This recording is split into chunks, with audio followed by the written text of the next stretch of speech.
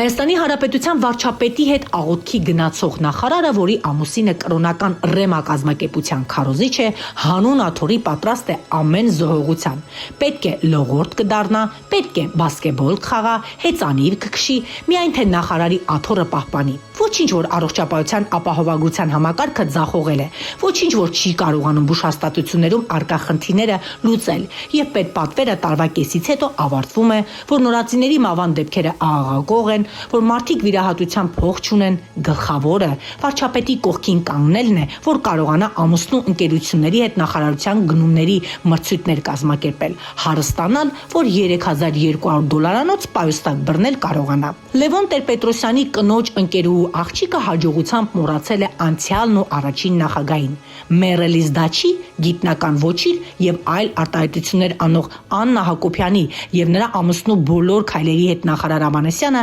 հաշտ է։ Անցնող տարում էլի չմոռացվեց Աբովյանի դիահերձարանում գետնին տոպրակների մեջ լցված մեր զինվորների դիակների ու ոսկորների հարցը։ Դա կմնա խարան Անահիտ Ավանեսյանի ճակատին մինչև կյանքի վերջ։ Աստղերը հուշում են, աքլորի տարում ծնված նախարարին լինել ավելի հանգիստ, հետևել ոչ միայն ֆիզիկական, այլև հոգևոր առողջությանը, որպեսզի տուրբուլենտային վիճակը խաղաղվի մինչև 2026-ի ընտրությունների արդյունքները։ Իսկ դրանից հետո դժվար թե նախարարական հաղթաշավը շարունակական լինի։ Աստղերը հորոսկոպով խոյ նախարարի համար այդ առումով լավ կանխատեսումներ չունեն։